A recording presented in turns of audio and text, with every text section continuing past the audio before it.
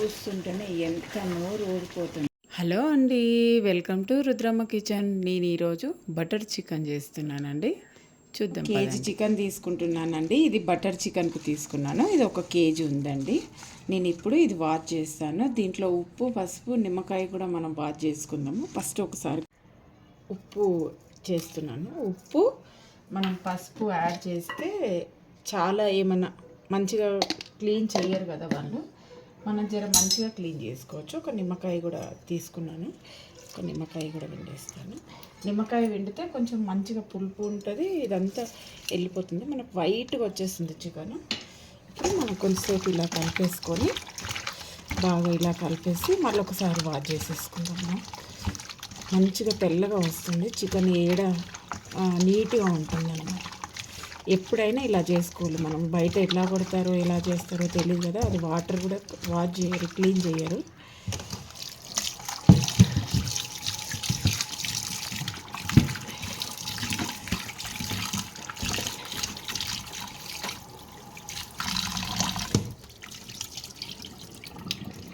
ఇవి ఆనియన్స్ చిన్న చిన్నవి ఉన్నాయి, అందుకే నేను ఒక 4-5 తీసుకున్నాను. టమాటాలు, బటర్ చికెన్లో కొంచెం టమాటా ఉంటే నేను కొంచెమే బటర్ తీసుకుంటున్నాను.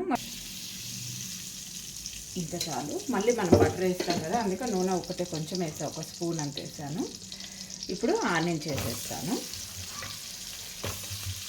బటర్ కరిగిపోతుంది దీంట్లోనే.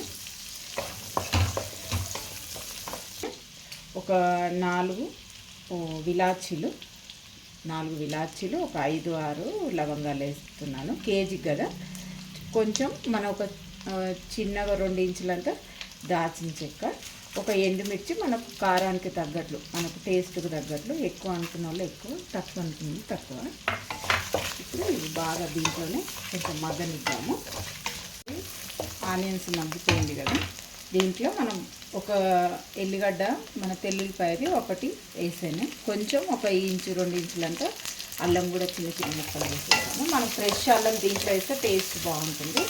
ఇప్పుడు మనం దీంట్లో టమాటా వేసేద్దాం. టమాటా వేస్తే ఎల్లిపాయ అల్లము మగ్గిపోతుంది. దీంట్లోనే చిన్న చిన్నగా చేశాను కదా, నూనెలో మగ్గిపోతుంది. ఇప్పుడు టమాటా వేసేస్తున్నాను. ఇప్పుడు ఇది బాగా మగ్గాలి.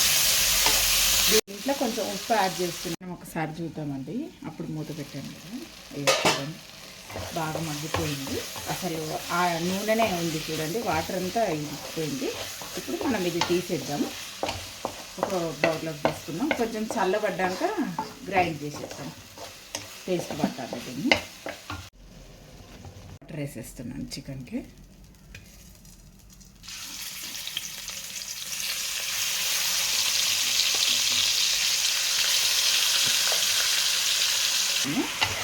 ఎందుకంటే కొంచెం అది బటర్లో మగ్గినట్టు ఉంటుంది అన్నమాట. అప్పుడే మూత పెట్టద్దు దీనికి. కొంచెం ఒక 2 సెకండ్లు ఇలా అనేస్తే ఇదంతా తెల్లబడుతుంది మొత్తము. అప్పుడు కొంచెం మూత పెట్టేద్దాం. దీంట్లో వాటర్ బయటకు వచ్చేస్తుంది అన్నమాట.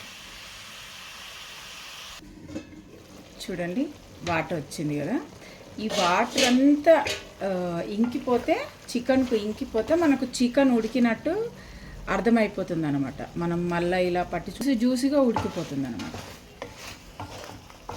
నేను పేస్ట్ చేశాను కదా, వాటర్ తక్కువైపోయింది. చికెన్ వేసేస్తాను. దీంట్లో కొంచెం వాటర్ కూడా యాడ్ చేసి వేసేద్దామండి. చూడండి ఎంత మంచిగా ఆయిల్ వచ్చిందో. దీంట్లో మనం కొంచెం కసూరి మేతి వేసుకుందాము. కసూరి మేతి చాలా బాగుంటుంది, కసూరి మేతి వేసుకుంటే